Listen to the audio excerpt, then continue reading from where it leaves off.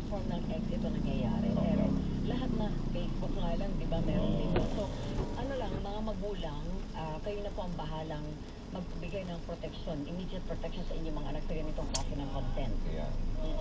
Bueno, mga kapuso, hanggang bukas. Bukas Biyernes na. Friday na yan. Ang bilis. Araw Sabado na. Oo. Tapos holiday na sa Miyerkules, pero yan po Independence Day. Correct. At may 17th. Oo nga. Long weekend po naman to next week. Ano, Pili ng kalangitan. So, ingat po kayo sa mga lugar na inuulan. mga lista. El Bonita Rowena Weng Salvacion. Siyempre kasama pambasang pogi si Weng de la Peña. Dito lang yan sa Double Weng sa Double B. Dito ang kwento ay... Ay, cuenta. Siyempre. Gracias, señor. Adios, kapuso. Babayu. Double Weng sa Double B. Kasama sina Weng Salvacion at Weng de la Peña. Number 1 sa Mega Manila.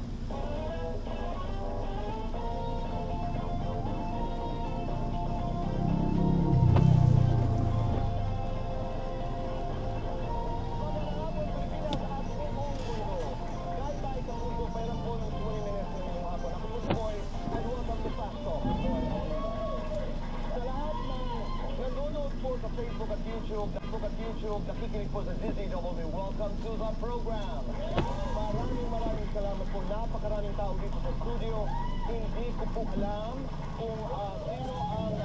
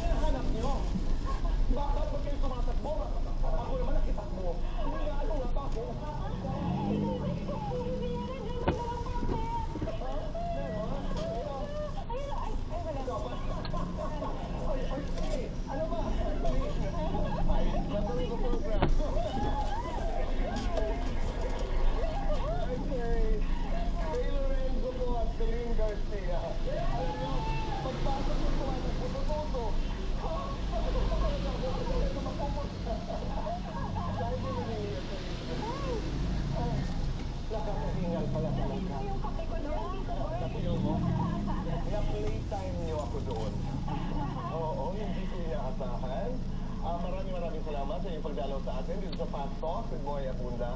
And thank you for having us. Thank you. We can come here every day. We're so excited. Playtime, we have this movie, and we are very excited. Talk about it, ang Playtime, kailan namin mapapanood. Hinihingal po ako. Pero talaga yung ginawa namin sa movie. Pero kami kahingal. Every scene dito sa Playtime, puro kami takbo ng takbo or takot, tago. Actually, nagkaroon kami ng isang buong taping day. Imagine nyo dito po, wala kami ginawa sa tumakbo. Sinusta lahat sa isang day yung takbo ko. Yes. Tumayo kasi, so may takbo na takot.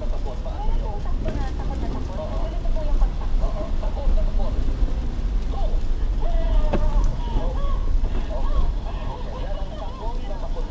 Okay. May takbo naman na nag-iinarte lang. Yung parang bagang tumatakbo pero ayaw naman. Diba? Okay, so parang maarting takbo na. Yun, mga step. 3, 2, 1, go!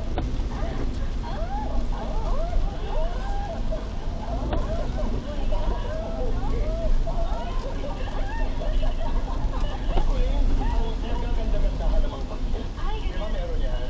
actually, na-upstate ko kasi siya yung talagang fresh sa lahat ng pinta. Ito siya, pag tumakbo siya. Sigo. Ganun. Ano yun? Yung mukha niya. Nasinip ko kasi sa trailer, yung shot parang paulit nung double shin ko kita. Like, si Faye talagang, kita pa rin. Hindi ka lang travel with effect. Ganun. Yun ang pangangamagan mo natin. For the playtime. Gusto nyo kanina na you were saying that you were Luke. You know, saying Luke. Who's Luke on playtime? Siya po si Sigan Lee. Siya po ang gaganap na Lucas.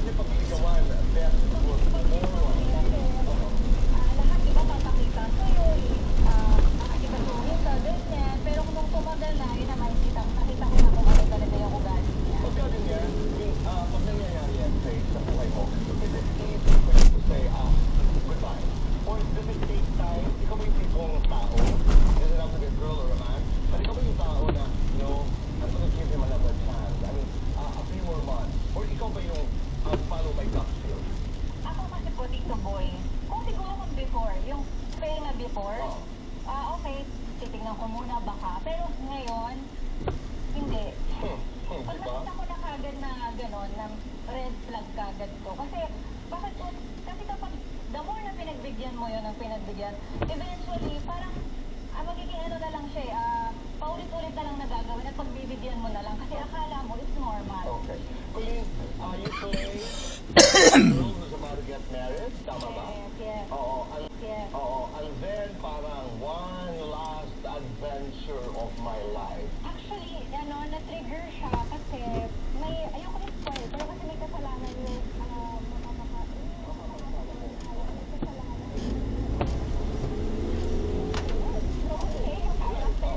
Just before the wedding, but you will not cancel the wedding. Ang gusto mo lang, mataganti lang ako. Okay? That's a character.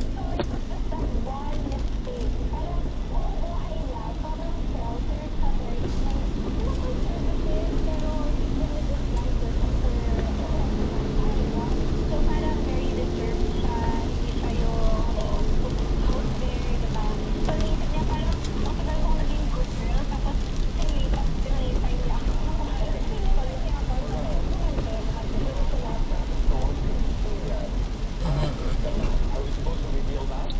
Nakita namin sa trailer. Isa ba yun? So, iba. Are we actually? Yeah, Hindi siya yung ka-relationship namin. No, I know. But the guy that trans, Yes. the guy who is the hero, is that Sian. Yes. He happens to be at the right place at the right time. Okay? Ang napaka-challenging, di ba? Let's bring this to real life, di ba? Hindi ba kayo napapagod? No, let me phrase it this way, please. Hindi ba kayo napapagod? Hindi kayo tinatantanan. Ano naman ang say? Sa kakatan mo tayo napapagod. Kayo ba ni Billy talaga? Once and for all, hiwalay ba kayo ni Billy Boy? Hindi talaga dito, boy. Oo. Nag-aalala ng Billy ngayon. Iwalay ka pa dito ako nandun siya. Pero hindi dito, boy. Never kami nag-break. There were a lot of instances na parang almost, pero not really kasi hindi siya po perfect. No, kita mo, they will go through rough patches. Yeah. So, hindi siya pumapayag. Hindi talaga. Sabi mo, we'll fix this. Pinaglalaban niya talaga always in relationship. And I'm thankful for that kasi most of the times na gumigive up ako, it's really because not because may nagawa siya, pero dahil napapagod ako. Nangyari ito even after the marriage? Kasi I think ganun lang kasi pinagkakot. Ganun lang talaga ako. Ayoko na. Tapos na ako. Pero palagi ako ganun. So, it took being with somebody who's the opposite who taught me the value of commitment talaga. And nadadala ko siya everywhere in my job and everywhere. So, nagpapasalamat talaga ako kay Billy because being married to him really taught me how to be more committed. Not just in my marriage, but in everything. Other relationships, work, yung pag nandyan ka na, hindi kailangan ituloy mo, kailangan panindigan mo, and give your best. Pag nabigay mo na yung best mo, and yung tumatay, hindi ka nang gumiwas. Pero, kasi talaga, he really makes such an effort to always fix what's The wrong. Billy Boy is not an option. Yeah, hindi talaga, it's not on the No. table. At saka yung learning, yung takeaway mo din dito is that in a relationship, di ba, say, sa Tito Boy, you have to be present. You have to show up. You have to be there kahit gaano kahirap, kahit gaano kasaya, but you have to be present. How do you constantly react? Itong walang katapusang kontrobersiya that Billy has lost so much weight. It looks good, by the way, here. Hindi. Oo. Pinapatulan niyo pa ba? Do you explain? What do you do? Actually, kasi paulit-ulit na din, Tito Boy. Parang like we've addressed it so many times to the point na syempre it's nakakapikon for him kasi how do you change the way you look? Right. How do you, and whatever he looks like right now, it's honestly, it's not an unhealthy thing. Okay. I would say this, every month, nasa France siya. Every single month, pupunta siya sa France. At yung trabaho niya doon, hindi hosting. Nagper-perform talaga siya sa music festivals. Hindi lang nakakaabot dito, hindi kasi siya masyado nag-share sa social media. Pero he performs talaga almost every day that he's there in France. Talagang papayat. Talagang papayat siya. Ang malungkot lang ni Chris, you are put on the defensive. Yung pa, lagi kang paliwanag ng paliwanag ng paliwanag. Ikaw, Faith, sa laban, halimbawa, social media, when everybody has an opinion about you, anong ginagawa mo?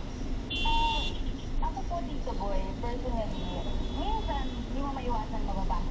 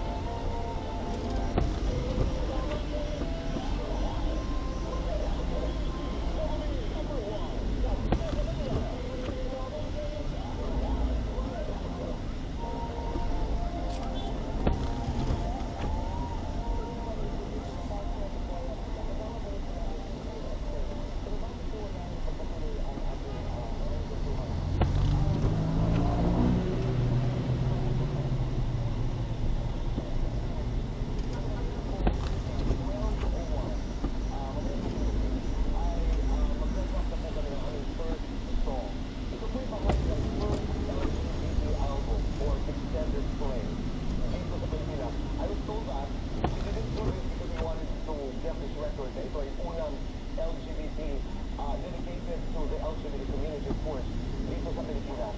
Anim na kanta po ito. Ang unang kanta ay Bilang, which is going to be dropped in all music platforms simula po mamayang hating gabi. Performed by three of the most talented LGBT singers I've met in my life, and I'm talking about Saga, Anton, and Raven. That's the big boy. That's the big boy.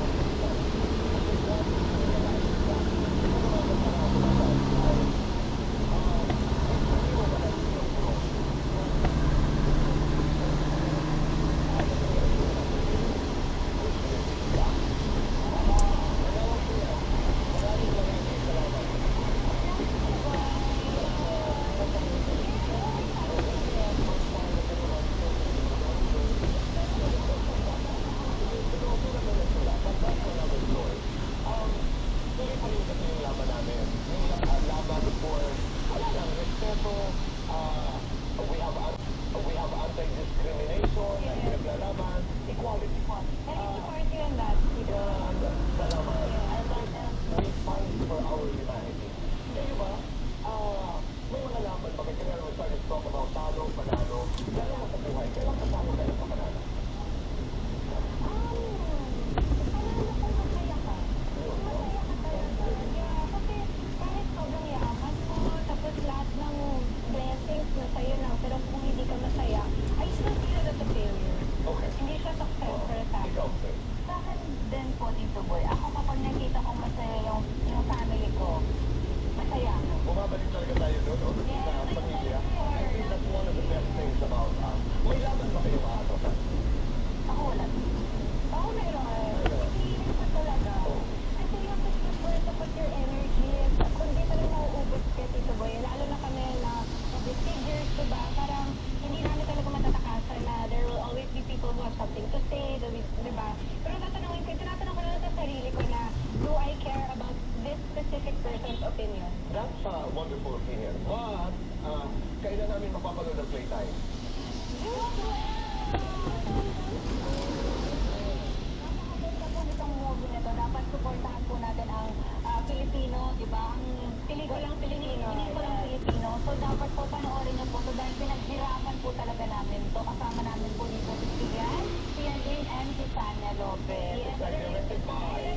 Direct Martin. Congratulations. Ngayon naman, parang pagtatapos natin, balik rin natin, di ba? Kayo ngayon si Lucas. Ako ngayon yung inyong inaapi. Oo lang, parang pagpapaalam lang, di ba? Handang-handa ka dyan. Gusto ko yan. By the way, yung aming album po is released and by Star Music. Maraming salamat po. And supported by GMA7. Salamat.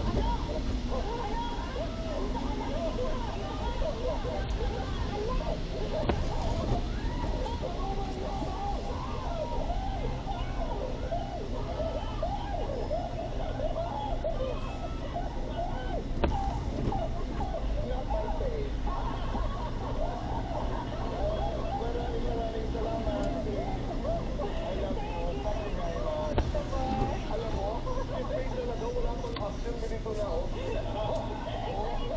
Thank you. That's Roosevelt. In theaters near you. Congratulations. Congratulations. Mabuhay ang pelikulang Pilipino. And My Mother, My Story, featuring Andy Eigenman po, ngayong linggo na, 3:15 in the afternoon, that's June 9. Ang Casanova Furniture by Tony Clark Manahan. At Jake Chu, maraming salamat. Rica Dollar said, welcome on Boysto. And of course, Tom Ford, maraming salamat. Naitay, sa puso. Maraming salamat po sa inyo. Para po tayo.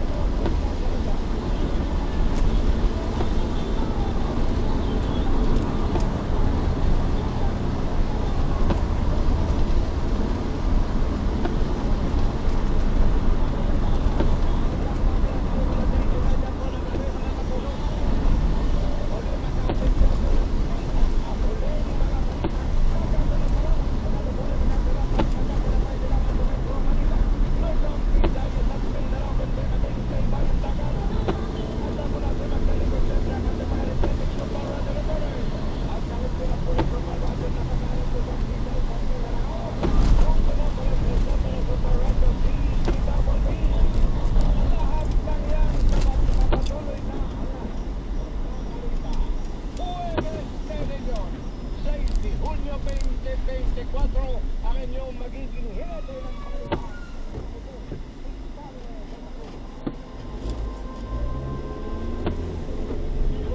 Sa Superadyo, DZWD. Narito na po ang ating mga Double B Balitang Bulit. Sumaliligan ang dating. Ang huhuli sa mga jeep na bumibiyahe pa rin. Kahit hindi nakapag-consolidate, sisimula na ng LTFRB sa susunod na linggo. Tanong, hindi kaya maapektuhan ang ating mga pasahero? May masasakyan ba ang mga pasaherong papasok at pauwi na sa kanilang mga bahay? Iyon ang ating malalaman pag nagsimula na magulihan.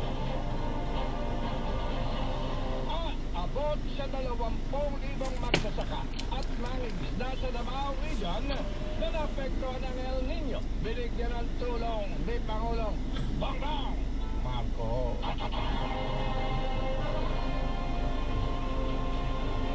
Bilang na mga nagpapaturok ng bakuna kontra rabies sa San Lazaro Hospital, sabay nila abay tumaas.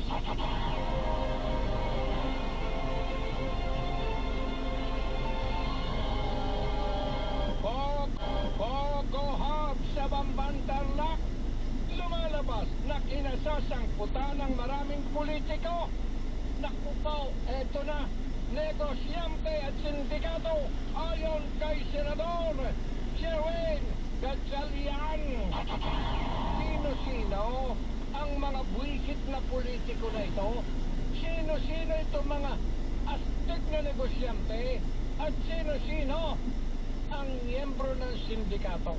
Ilabas mo yan, Senador Sherwin Gatchalian. Aasahan natin ang magiging resulta ng investigasyon niya. Sino-sino itong mga gunggong na politiko na kasabot dyan? Sino?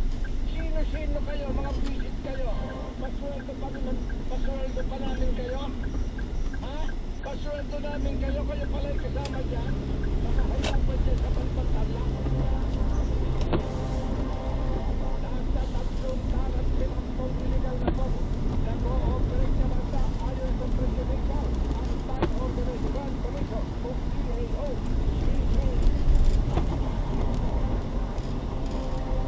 Ang dami nito, ha? Ano to? Puro sino may-ari? Mga magulang, hinimok ng Digital Advocacy Group na Digital Pinoy na gumamit ng mga child protection app para protektahan ang kanilang mga anak sa mga pornographic content sa X na dating Twitter. Dating Twitter ngayon, X na.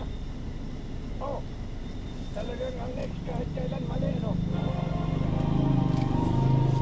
Nung araw, ang mga pelikula na alala mo yung Rasulan, yung mga board ng pelikula nung araw kung tawagin ay X-rated. Ha? X-rated film. Diba? Puro bomba. Puro bomba ang palabas doon. Kaya X-rated. No.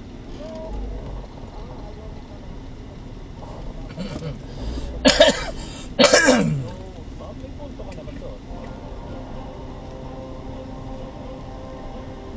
Ayaw umiiling eh. Hindi na sinunod ng mga bold na pelikula. Ayaw gusto nito yung live. So, okay naman talaga panoorin yun sa totoo. Talaga, oo. Ito, yun, no? Nako. Nung araw, bedtime lang eh. Ang inabot ko nung araw, kung gusto mo medyo magpagilas ng pakaramdam, ay bedtime. Yun ang mahigpit eh. Pinagbabawal ng mga magulang sa mga bata na makahawak ng bedtime. Oh, eh alam mo nyo, pag yung bedtime na yun, maliliit na papasahin yun, Wendell, ang laman nun, puro kwentong may kinalaman sa alam na nyo. May kinalaman sa X.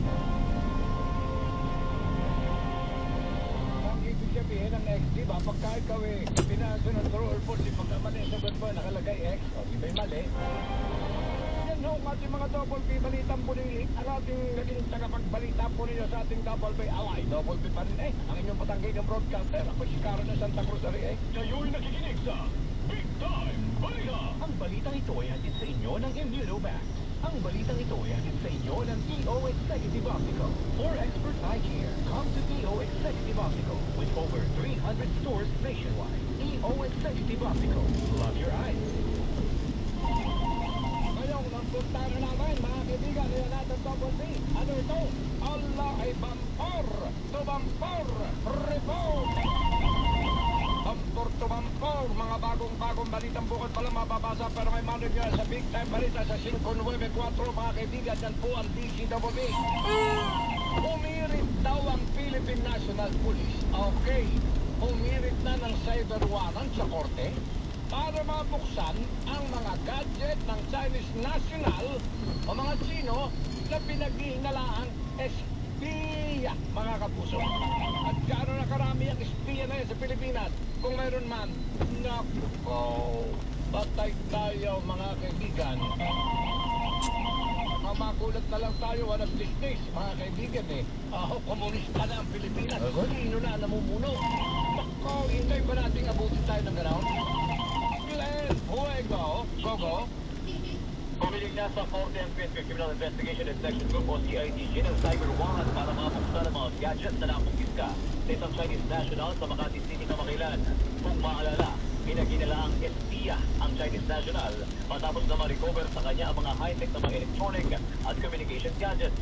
Sinabi ni PNP spokesperson Colonel Jim Fajardo na agad humiling ng cyber warrant sa Korte ang CIDG matapos sabihin ng National Telecommunications Commission na hindi otorisado ang napakit na Chinese na magmay-ari ng mga napakit na gadgets. Sinabi ni Fajardo na sa oras na mag-issue ng warrant ng Korte